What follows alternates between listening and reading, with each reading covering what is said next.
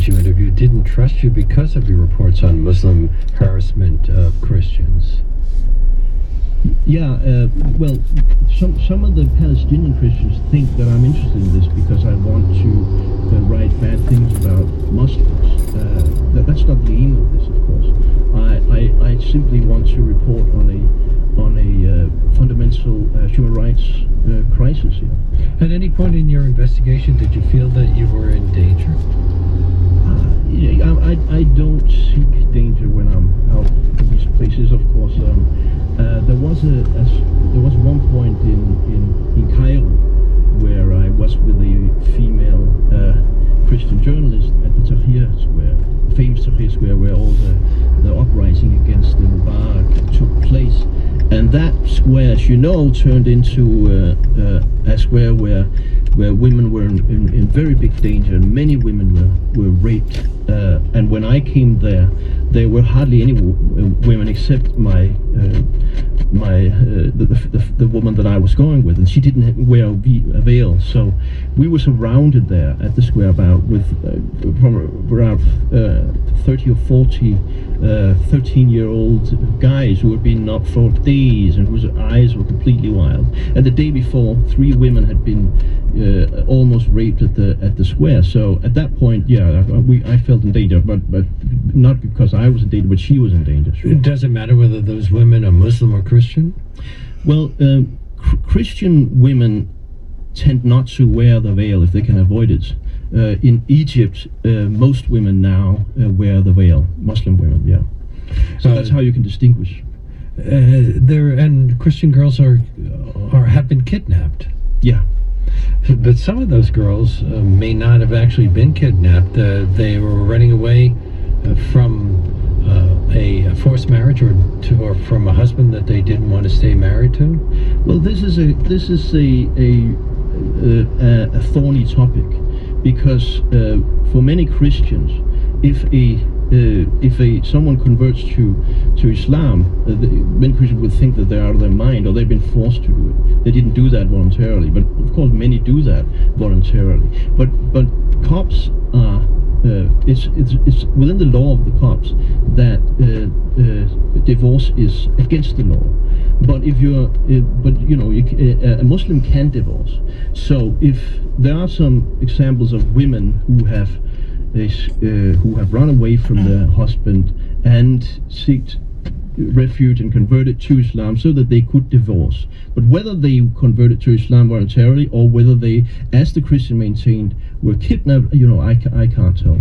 The reason I ask is I receive regularly, as a talk show host, emails from people all across the spectrum, and there are a fair number of conservatives who would have you believe that Christians are living totally endangered lives in the Middle East. But some of the people you spoke to pointed out that there are, quote, no rivers of Christian blood flowing. So does the persecution of Christians ever come close to the genocide that some are claiming?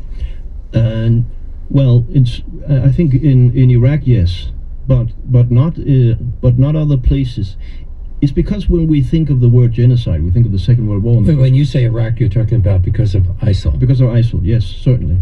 And when we think about genocide, we think about the Second World War and the persecution of the Jews, but that's not what's happening. This is a different kind of persecution that doesn't come from the top. You don't find the Egyptian president saying, you must persecute the Christians. No, he would say that they're brothers, we're protecting them. So this is something that comes from the street. And that makes it a lot more difficult to define and to do something about. Now, you didn't go to Turkey, but no. You mentioned the Armenian genocide. Yeah. Are there Christians still in Turkey? Yes, but not many. And are they in danger in any way? I don't know that much about Turkey. I must say, I don't think that they're in danger in the same sense that they're in danger in Iraq. You mentioned Lebanon. After World War II, a Lebanese man named Charles Malik was summoned to work on the UN's Declaration of Human Rights, and he demanded that Article 18 be included. Right. What does Article 18 say? That's a very interesting story that I didn't know before I started this. This is something that's rather contentious in the Middle East. Yes, it is, because the Article 18. He was a crucial in writing the United Nations Human Rights Declaration. And I need to say that Charles Malik was a Lebanese Christian. He was a Greek Orthodox man, a very learned man, spoke several languages, and he demanded that Article 18, which is about the right to to believe what you want, to convert to another faith if that's what you want, and to missionize, really, basically. That's what Article 18 says. And this right is an affront to what Islam teaches, that a Christian cannot missionize. They are not allowed to do that. And a Muslim is not allowed to convert to Christianity or simply just become an atheist. And on pain of death. On pain of death. Yes, it's very common. I think it's over 80% of the Egyptian population who thinks that that a person who converts from Islam should be killed, should be executed. So, I mean, this is a very dangerous thing to do. You met with Charles Malik's son. Yes, Habib Malik, yes. Is he as enlightened as his father? His father was, at that time, a very optimistic man, and he believed that Lebanon should be a gathering, melting pot for Muslims and Christians, and they could find some sort of, together they could reach a higher level. But this wasn't how it turned out. So his son is much more pessimistic of the future, and he foresees that Christians are going to completely abandon the Middle East. What about Christians in Israel? Are there problems there? Well, I mean, sometimes the Israelis, brag about that the Christians are the best. This is the best place to be as a Christian. There's something about it, but there are conservative American Christians who are eager to show their support for Israel. Yes, sure, but one has to remember that one of the reasons why Palestinian Christians have big problems in a city like Bethlehem was really because of refugee crisis. Bethlehem was a majority Christian city until 1948, when there were big refugee camps that were settled outside or just in Bethlehem, and then they became a minority. So, I mean, you can't say really that Israel has been good for the Christians. I don't think you will find many Christians saying that.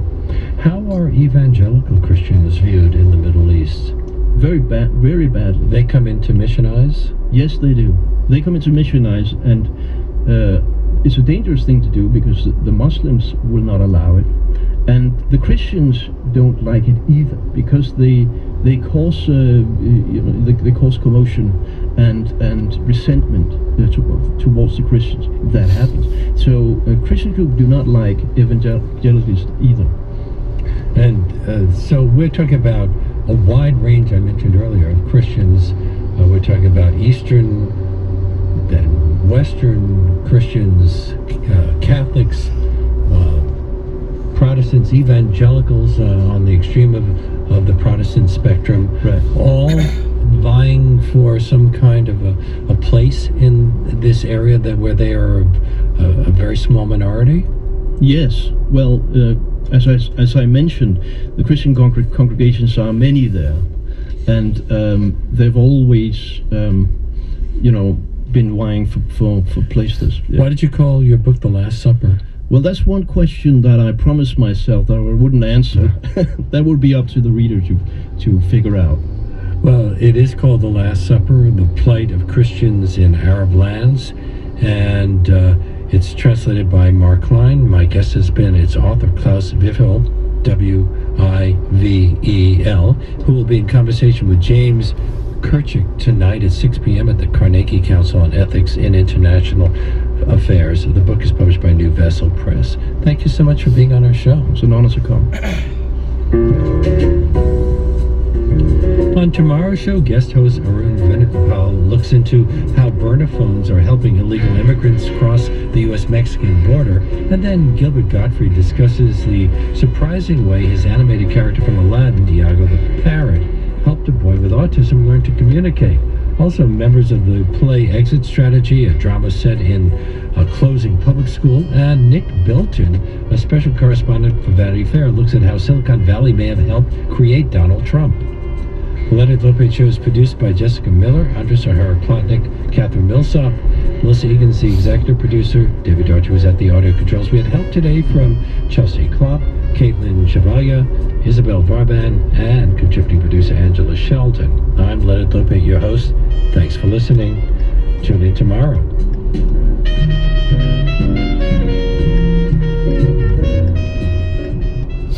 WNYC is supported by LV Wood, manufacturers of bespoke wood flooring. Bespoke wood floors are made to order and are all made in the USA.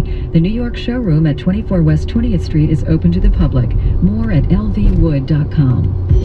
The struggle that resulted in Obamacare began with President Harry Truman. The greatest gap in our Social Security structure is the lack of adequate provision for the nation's health. Truman in 1948. On the next Brian Lehrer Show, our 30 Issues election series continues with a history of the healthcare debate and why it's not universal coverage yet. Also, Pulitzer Prize-winning poet Tracy K. Smith. The Brian Lehrer Show, weekdays at 10 a.m. on WNYC. Up next on Fresh Air, Terry Gross's on-stage interview with Questlove, the co-founder and drummer of The Roots. They talk about his new book of interviews with chefs, his remembrance of his father, Lee Andrews, who died last month, and he tells some great stories about Prince. That's next on 93.9 FM, here and now on AM 820. This is WNYC, FM, HD, and AM, New York. Just keep listening. From WHYY in Philadelphia, I'm Terry Gross with Fresh Air. Today, an on-stage interview with Questlove, the drummer and co-founder of The Roots, the house band for The Tonight Show. We talked about his new book, Something to Food About, and he talked about his father, the leader of the doo-wop group, Lee Andrews and the Hearts. He died last month. I had the perfect TV movie ending conversation with my dad, in which we were able to, for like 3 hours, really have that talk. Questlove also told some great stories about Prince. As a child, Questlove had to hide his Prince album from his parents. He later got to know Prince. We're at Paisley Park, and maybe I'll let the S word slip. And he was like, yeah, that'll be $1. He said, actually, no, you're rich, that's $20. I said, huh? He said, no cursing. I said, cursing? You're the one that taught me how to curse. First News. Live from NPR News in Washington, I'm Lakshmi Singh. Dennis Hastert has been sentenced to 15 months in prison in a hush money case centered on sex abuse allegations. NPR's Cheryl Corley reports a federal judge called the 74-year-old former Speaker of the House a serial child molester. Dennis Hastert pleaded guilty in October to violating banking reporting laws as he sought to pay an individual more than $3.5 million to keep sex abuse allegations secret. During the hearing, the former congressman admitted mistreating athletes that he coached decades ago as a high school teacher and said he was deeply ashamed. Because of the statute of limitations, Hastert could only be charged with a financial crime. Federal prosecutors have recommended that Hastert, who is in failing health, serve 0 to 6 months.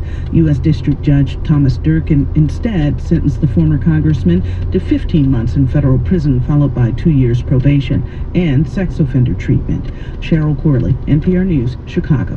Real estate heir Robert Durst is sentenced to more than 7 years in prison on a weapons charge under a plea deal approved today in a New Orleans federal court.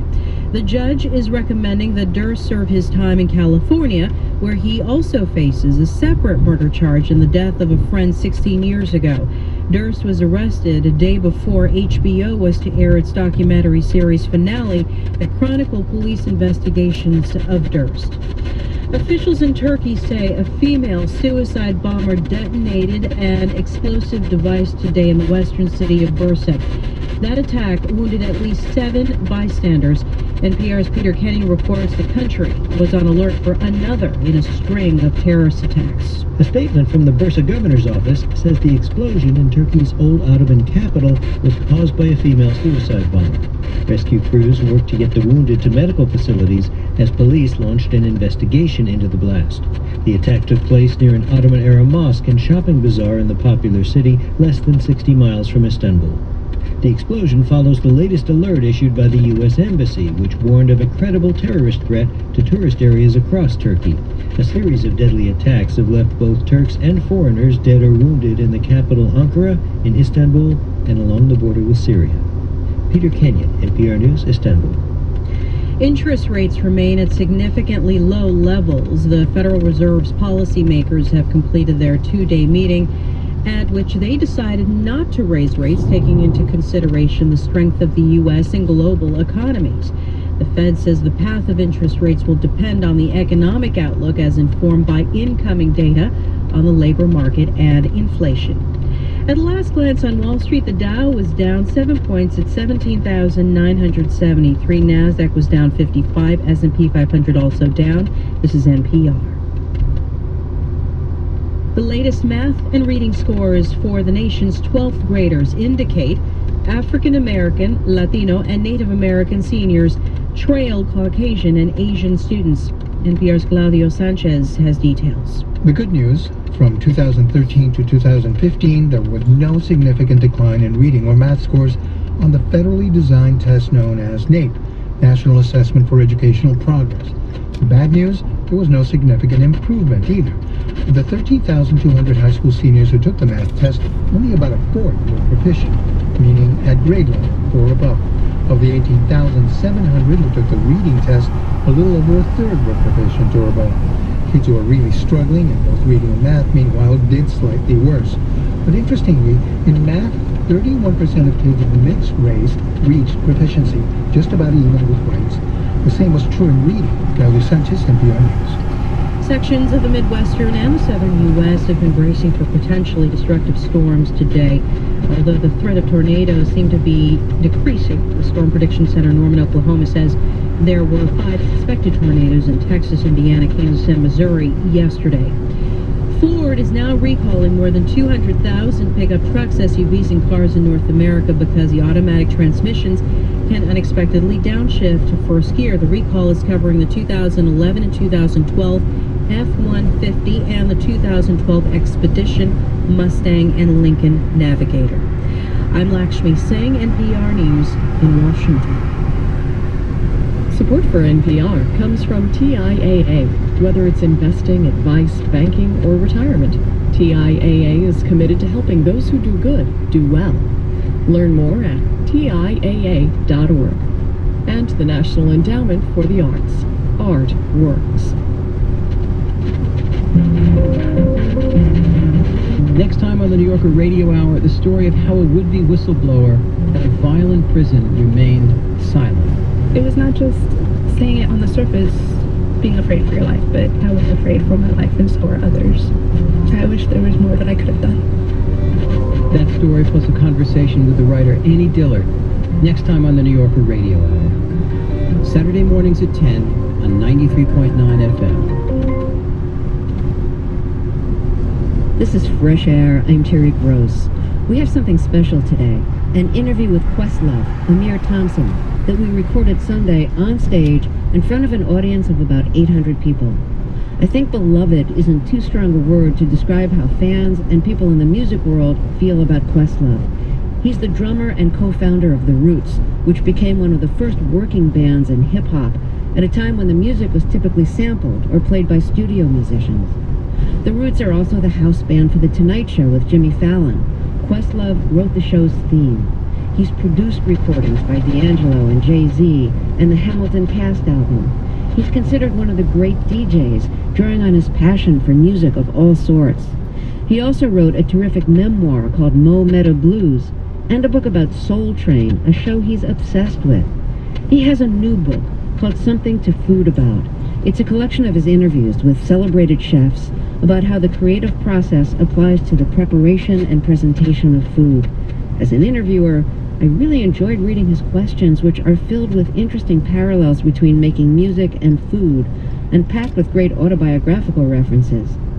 I talked to him about the book, music, his father, who died last month, and he told some great stories about Prince.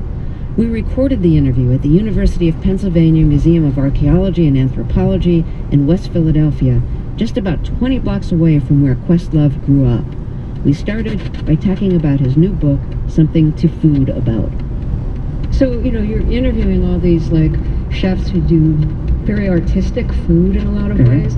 And you mentioned that when you were growing up, your uncles would go hunting, and they'd bring back like squirrel and possum. Yeah, they did. I'm thinking it's like squirrel is such not a West Philly dinner.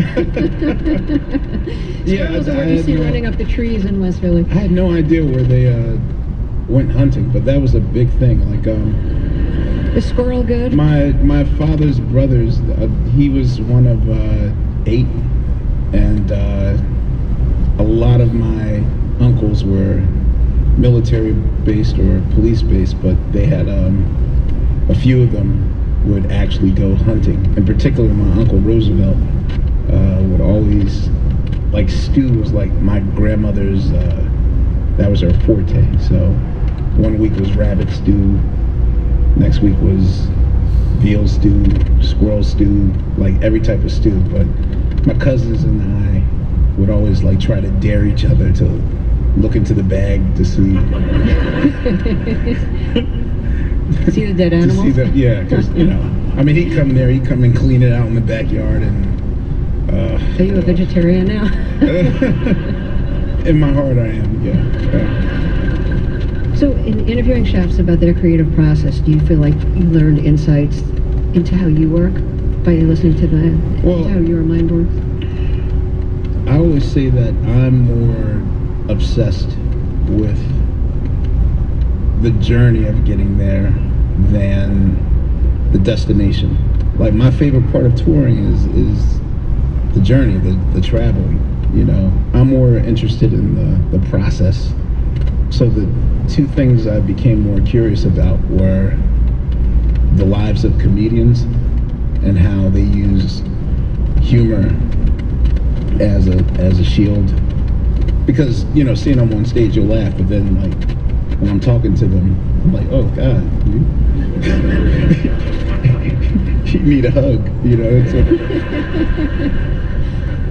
And then with chefs, realizing that it's more art than anything, and I explained in the book that I feel like a lot of these meals that you acquire are they're works of art that you don't have evidence of, so maybe I did have the equivalent of a Mona Lisa when I went to Jiro's restaurant in Japan, but now there's no evidence of that. You only have like my story to tell you. There's no device that can ever recreate that magic. So yeah, I'm more interested in what leads up to that place. Right. The last time you and I spoke, you were preparing the Tonight Show theme. You were in the process of writing it. Right. And I want to talk to you about that process, but first I want to play a very short excerpt of the interview we did while you were writing the theme. Okay. Okay, so here it is. Do you have to write a Tonight Show theme? Yeah. Do I note a little anxiety in your voice? Oh boy, I'm having these nightmares of waking up in the middle of the night. Oh my God, yeah, this is we're gonna write a new theme, and I'm thinking about it every second. Even now, as I talk to you, I'm thinking of that theme. We will be the first thing that is heard when the world is watching that new Tonight Show in February. Mm-hmm. Like, the music's going to be, so the music has to be inviting. Like, you think of Johnny Carson, like, that's stuck in your head. It's the pop song challenge. That is going to have to be the one. I have to visualize it and see it. I have to figure out when the curtain opens and Jimmy walks out, like, what's that song? What's the song that 90 years from now, when they're talking about the Tonight Show from this era, like?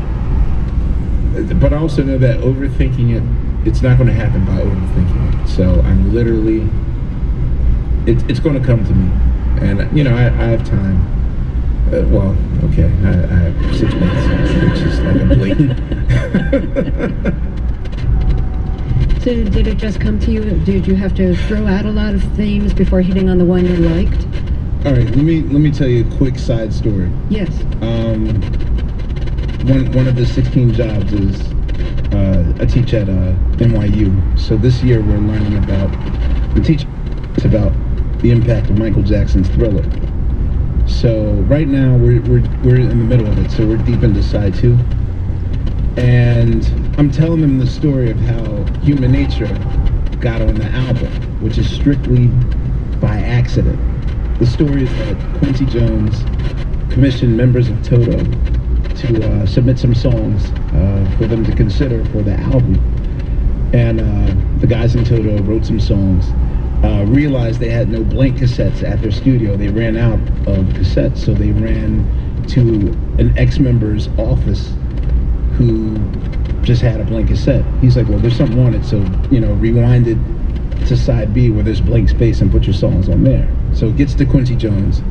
He listens to it, and then goes by his business, and then 18 minutes later of silence, the auto reverse comes on, and then suddenly Quincy hears a dummy demo of, they say, why, tell him that it's Human Nature, and Quincy's like, that's the song, but of course it was by accident. That's how our theme song finally, by accident, my manager,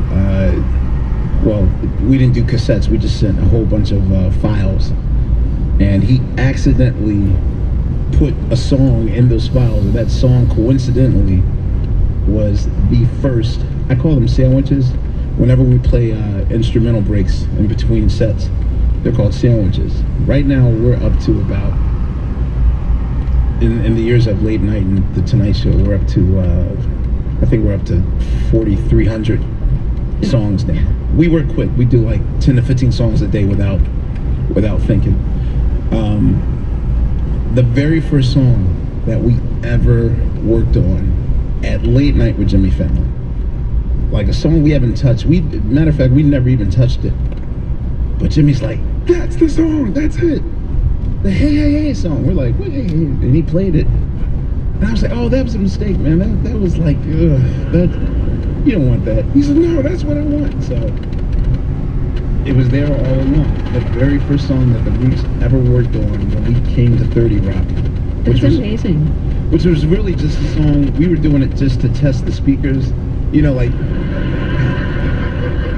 we came in the room for the first time, and we had to play the sound check on the sound stage, and that's the song we made up, and then we never thought about it again, and somehow that just accidentally wound up in Jimmy's file, and he said that's the song. It's a great song. We're gonna play it. We're gonna play it right now. Cringing.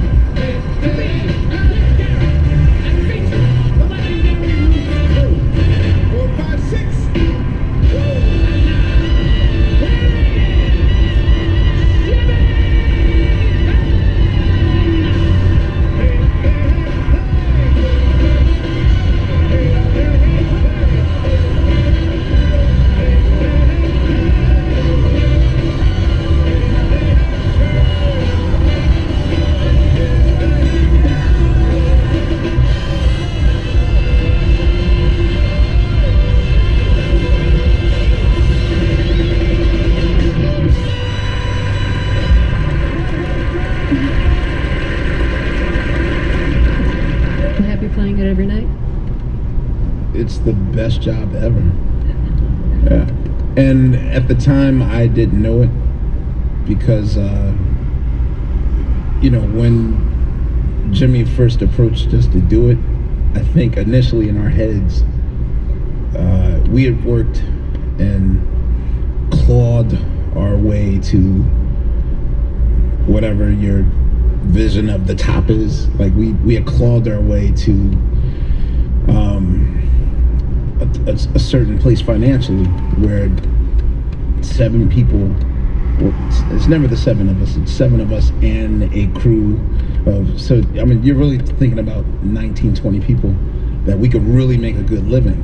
So like, who would ever step away after struggling for 19 years to get to this place of Zen, to go to an uncertain future? So I mean, at the time, you know, we entertained the conversation and everything, but in our heads we were like, there's no way we're gonna do the Tonight Show, forget it. And suddenly, the moment that really nailed it, we were at UCLA and Jimmy was at the show. A third party. You're listening to Hear It Now. All Things Considered covers the big news stories, where they're happening. Roxana Dare is a vendor at the farmer's market in Flint. She told me this goes deeper than water. Snow fell to the ground this morning. People streamed into the gym in Concord to vote. A massive gas leak here in the Los Angeles area is still leaking. The FBI made its move against the leaders of the occupation, causing outrage. Taking you beyond the headlines every afternoon on All Things Considered. Weekday afternoons at 4 on WHYY. Support for WHYY comes from the Philadelphia Speaker Series, presented by Widener University, announcing its 2016-2017 season of diverse ideas and world perspectives. 7 engaging evenings at the Kimmel Center with celebrated personalities, including former Israeli